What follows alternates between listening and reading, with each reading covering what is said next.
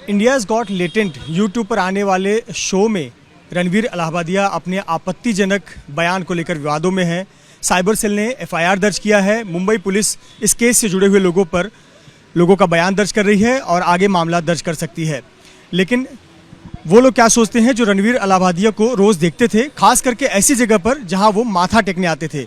मुंबई के वर्सोवा इलाके में बे व्यू नाम की बिल्डिंग है जहां पर रणवीर इलाहाबादिया रहते हैं और इसी बिल्डिंग के ठीक बाहर मंदिर है और हनुमान जी का मंदिर है जहां पर रणवीर इलाहाबादिया पैर पड़ने आते थे, पुजारी जी से आशीर्वाद लेते थे और जो अन्य श्रद्धालु हैं उनसे आमना सामना भी होता था। मैम जानती हैं आप रणवीर इलाहाबादिया को? हाँ, काफ़ी समय उनका और मेरा आने का समय एक ही होता था और उनको देख के लगता है कि वो काफ़ी भगवान के भक्त है और स्पिरिचुअलिटी के लिए भी वो काफ़ी अच्छे महान लोगों को उनके यूट्यूब पे लेके आते थे।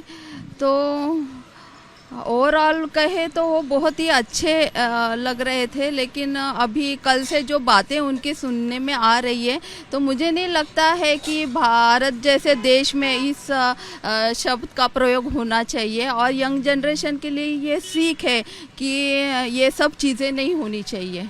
यूथ जो है वो ऐसे लोगों को एडमायर करता है, यूट्यूब पर देखता है, ऐसे बयान आते हैं तो ठेस पहुंचता है। आपने वो बयान सुना तो आपको लगा कि दिखने वाला व्यक्ति अलग है और ये बोल रहा है स्क्रीन पे अलग है? ऐसे लगा मुझे। अब इस मामले में मुंबई पुलिस केस दर्ज कर ली है, साइबर सेल में केस दर्ज कर लिया। आप किस तरह से देखते हैं इस पर कि ऐसे लोग पर फिर कार्रवाई होनी चाहिए? कार्रवाई का तो अभी हम कुछ बोल नहीं सकते हैं, लेकिन मेरी सिर्फ यही प्रार्थना है सबसे कि अपना भारत देश महान है और हमारी संस्कृति हर एक देश में गिनी जाती है और हमारा गुण गौरव होता है। तो किसी ने भी ऐसी अश्लीलता का प्रयोग नहीं करना चाहिए, ऐसे शब्दों से बचना चाहिए। और देखिए जैसे श्रद्धालु हैं हनुमान जी के पैर पड़ रहे हैं, उसी प्रकार से रणवीर इलाहाबादिया भी आते हैं, हनुमान जी का पैर पड़ते हैं, आशीर्वाद लेते हैं। पुजारी जी हमारे साथ है। पुजारी जी, रणवीर इलाहाबादिया को आप पहचानते हैं? हाँ जी, पहचानता हूँ। रोज आना होता है यहाँ पर? रोज नहीं, जब भी आते वो दर्शन करके जाते हैं उससे। आप पुजारी हैं मंदिर के, क्या बातचीत होती है, क्या बोलते हैं कुछ? बातचीत मतलब हाय हेलो होती है। वो जब भी देखते हैं ऐसे हाथ जोड़ के प्रणाम करते, फिर हनुमान जी को प्रणाम करते हैं। आप आशीर्वाद देते हैं? हाँ, मैं उनको ऐसे हाथ दिखाता हूँ। अभी आपने सुना ही होगा, एक विवाद हुआ है, उन्होंने एक आपत्तिजनक बयान दिया, सुना आपने वो? हाँ सुना, मैंने देखा, वीडियो में देखा मैंने। क्या महसूस करते हैं आप जो सामने आपका आशीर्वाद लेते हैं, हनुमान जी का पैर पड़ते हैं और यूट्यूब पर ऐसे वीडियोस बना रहे हैं? ऐसे लोगों से डर लगता है मुझे, मतलब घबराहट होती है कि मतलब दो दोगले मानसिकता के इंसान रहते हैं जो मन में सामने अच्छा रहता है और पीठ पीछे ऐसा। तो फिर ऐसे व्यक्ति से दूर रहो तो अच्छा रहता है। पर अब क्या बोलूँ, उन्होंने जो भी बोला है उनको ऐसा नहीं बोलना चाहिए था, गलत बात है। वो अपने माता पिता का रिस्पेक्ट करना चाहिए, उनके सभी के माता पिता, ना मेरे, सभी के। तो उन्होंने गलत बोला, इस चीज़ को उनको नहीं बोलना चाहिए था। लोगों को खुश करने के चक्कर में ये सब चीज़ें बोलकर अपना बेमतलब का इमेज खराब कर रहे भारत का। अच्छे खासे यूट्यूबर हैं, अच्छे लोगों का इंटरव्यू करते हैं, बहुत प्रसिद्ध हैं और अपने फिर ये तो दुरुपयोग करना हो गया अपने प्लेटफॉर्म का। दुरुपयोग हो गया क्योंकि वो देखो इतने बड़े यूट्यूबर होने का मतलब वो भारत को रिप्रेजेंट करते हैं। उनको हम भारत ही नहीं देख रहे, बाहर के विदेशी लोग भी देखते कि इंडिया का बड़ा यूट्यूबर क्या बता रहा है, क्या समझा रहा है हम लोगों को। जब वो ये सब चीज़ें देखता है तो कैसे मोदी जी हमारे भारत को कैसे प्रमोट करते हो, ये कैसे प्रमोट कर रहे हैं। हम लोग मोदी जी सबके सामने हाथ जोड़ते और ये सबके सामने ऐसे कर रहे हैं। तो ये सब चीज़ें उनको नहीं करना चाहिए।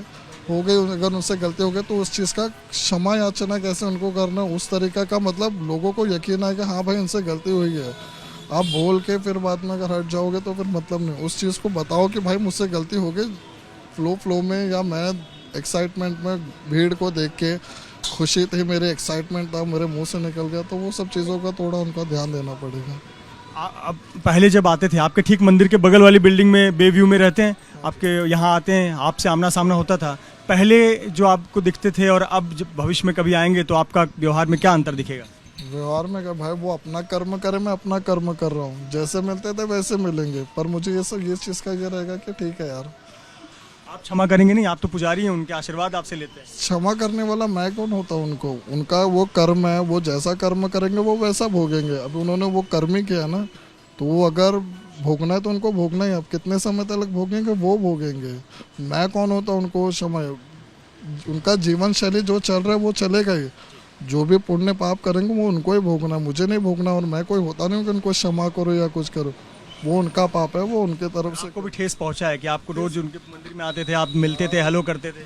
इतनी अच्छी स्माइल के साथ वो बंदा मुझे जब भी हाथ दिखाता था, मेरे हनुमान जी को प्रणाम करता था, तो मुझे भी ऐसा लगता था ना कि इतना बड़ा आदमी, चलो सेलिब्रिटी है, मेरे मंदिर के पीछे रहता है, वो इस तरह आता है, प्रणाम करता, तो मुझे भी प्रशंसा होती थी कि चलो मैं कभी किसी को बोलूँगा कि हाँ मेरे मंदिर पे आता ही है वो।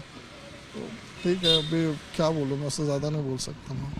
बहुत बहुत धन्यवाद हमसे बात करने के लिए पुजारी जी मंदिर के, जिनको काफ़ी ठेस पहुंचा है, क्योंकि प्रतिदिन वो हनुमान जी के इसी मंदिर पर रणवीर इलाहाबादिया आते हैं, उनके बगल के मंदिर में ही दर्शन करने आते हैं। लेकिन जिस प्रकार से उन्होंने ये बयान दिया माता पिता को लेकर, इससे न केवल पुजारी जी बल्कि उनके साथ में जो अन्य श्रद्धालु भी आते हैं मंदिर में दर्शन करने के लिए, वो भी काफ़ी दुखी हैं और उन्हें ये विश्वास नहीं हो रहा है कि जो यूट्यूब पर अच्छा खासा काम करता है उसे इस प्रकार के बयान देने की क्या ज़रूरत थी। कैमरामैन योगेंद्र गुप्ता के साथ Mrityunjay Singh, ABP news, Mumbai. For exclusive and insightful videos, subscribe to our new channel ABP Live Premium.